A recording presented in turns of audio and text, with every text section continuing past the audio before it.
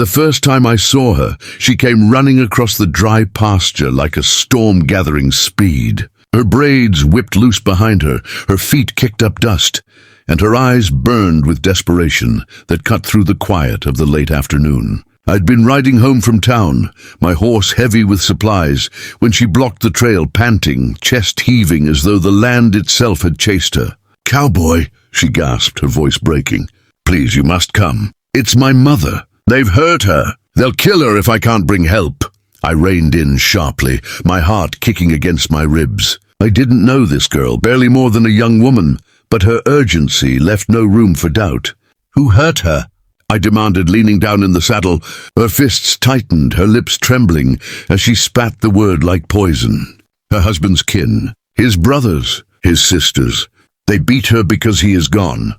They cut her hair. They said she is nothing now, that she must serve them. She will die if no one stops them." The words struck like a whip across my back. I had seen cruelty in many forms, the lash of the frontier, the cold indifference of men who thought women were cattle to be traded. But the picture she painted, of a mother shorn bald and broken by those meant to call her family, burned hotter than the desert sun. I leaned forward, gripping the horn of my saddle. "Show me the way," I said.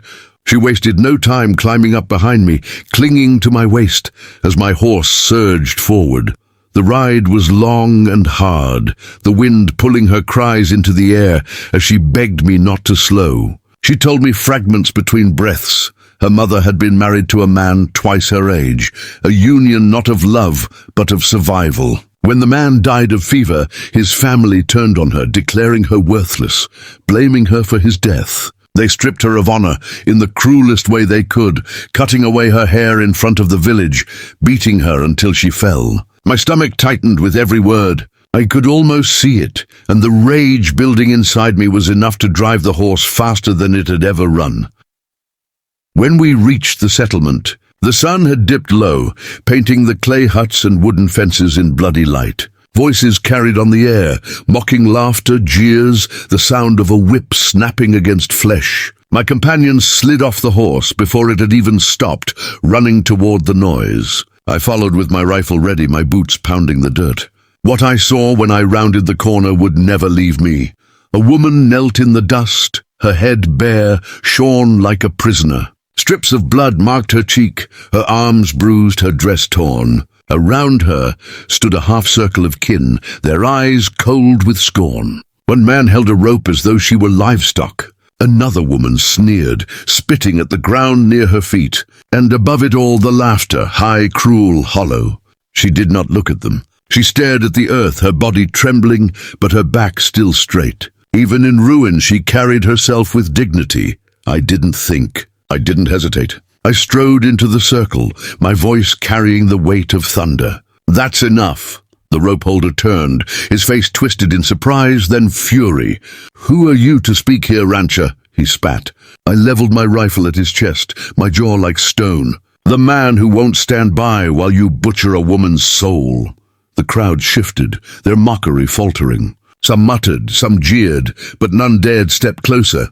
The daughter rushed to her mother's side, throwing her arms around her, whispering fiercely. The older woman finally raised her eyes to me, and what I saw there broke me open. Not just pain, not just humiliation, but a quiet plea, as though she had already resigned herself to dying in shame and could not quite believe a stranger had intervened. My chest tightened. I lowered my rifle slowly, but my voice was louder than ever when I spoke. "If she is nothing to you, then she will be everything to me. I'll marry her now." The words fell like a hammer. The kin stared, stunned into silence, their cruel laughter evaporating into the dust. The shorn woman blinked, her lips parting in disbelief. The daughter gasped, tears spilling down her cheeks as she clutched tighter to her mother. And in that moment I felt the ground shift beneath us all. It wasn't pity that made me speak, nor impulse. It was a truth that had formed in the fire of what I had seen. This woman deserved honor, not ruin. And if no one else would give it, then I would. The kin muttered angrily, but none dared face the barrel of my rifle again. Slowly, grudgingly, they stepped back, leaving the three of us standing in the center of the dust. I looked down at her, broken, bloodied, shorn, but still a woman with a fire in her eyes that had not been extinguished. "Come with me," I said quietly. "No more chains, no more shame. Your life starts again tonight." And as she rose on shaking legs, leaning against her daughter, I knew I had made a vow, not just with words, but with my soul. The ride back to my ranch was quiet, except for the sound of hooves striking the earth. The daughter clung to her mother on the saddle while I walked beside the horse, my rifle slung, but ready in case her kin followed. The older woman's head rested against her child's shoulder, her face pale in the moonlight, the baldness of her scalp hidden under a shawl I had pressed into her hands. She did not speak. She did not even cry. She simply endured, as though she had learned long ago that silence was the only way to survive. That silence pressed heavy on me, and I swore I would fill it with something gentler once we reached home.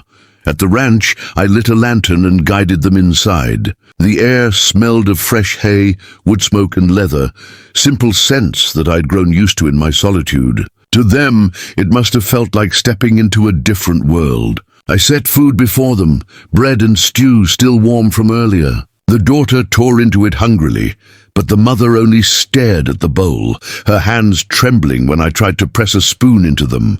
"Eat," I urged softly. "You need your strength." Her lips parted, but no words came. Only a flicker of shame crossed her eyes, as if she had forgotten what it meant to take kindness without punishment.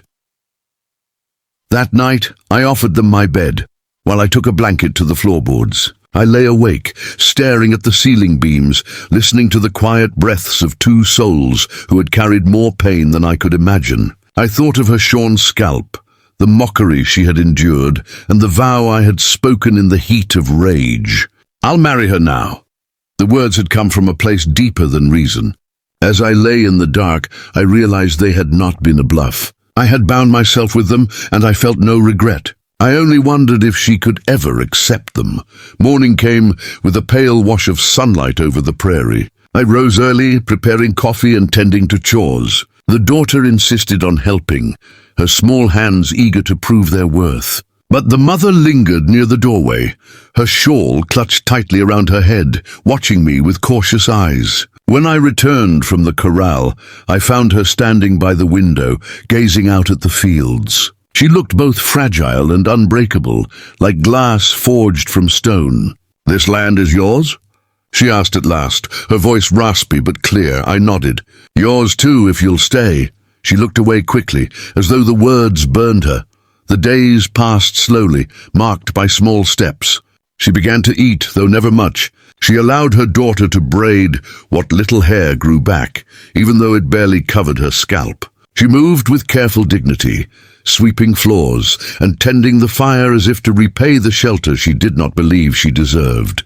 Each evening, when I returned from the fields, I found her waiting in silence, her eyes steady but guarded. I wanted to reach through that wall, but I knew forcing it would only drive her deeper into herself. So I worked, I spoke little, and I let her see through action what words could not yet prove. One night a storm rolled across the plains, rain battering the roof and lightning splitting the sky. The daughter had long since fallen asleep, but the mother sat near the fire, her shawl slipping from her head as she stirred the coals. The glow lit her face, showing the scars left by hands that had struck her, the new stubble of hair against her skull. She caught me watching her, and for the first time she did not look away. "Why did you say those words?" she asked, her voice low but steady. "Why claim me when you do not know me?" I set aside the harness I had been mending and leaned forward, my elbows on my knees. "Because I know enough. I know you were wronged. I know you were treated like less than nothing. And I know that's a lie. You are worth more than every man and woman who stood laughing while you knelt in the dust. I couldn't leave you there." Her lips pressed tight, her eyes shining in the firelight. For a moment I thought she would break into tears, but instead she whispered, "I am ruined, shamed. No man would ever want me now." I shook my head. "Then they're blind, because I see you." The fire crackled between us, filling the silence. She lowered her gaze, clutching her shawl, but her hands trembled. I wanted to reach for her, to steady them, but I held back. She needed to come to me in her own time, not be pulled by force. And so I only said, my vow still stands. I will marry you, if you'll have me. Not to save you, not out of pity, but because I believe in what we can build together. The storm roared outside, but inside the cabin, the world narrowed to the space between her eyes and mine. The next morning, she rose earlier than I did, already tending to the fire and humming softly as she worked. It startled me. The sound of her voice no longer bound in silence. The daughter skipped around her, laughing for the first time since we'd met. The mother turned when she saw me, and though her shawl still covered her head, her gaze no longer flinched from mine. There was no answer in words yet, but there was something in that look, a question, perhaps even a hope. And I knew then that the vow I had spoken would not be a burden but a bridge. She was beginning, slowly, to believe it. The land itself seemed to change with her. The grass grew green with the spring rains. Calves were born in the pastures, and the days stretched long under golden skies. She moved through my home, as though she was weaving herself into its very walls, her touch softening every corner. Her laughter, when it finally returned, was rare and quiet, but it carried farther than thunder across my heart. And though no ceremony had yet bound us, I felt married already. In every chore we shared, in every silence we filled together, in every glance that held more than words could say.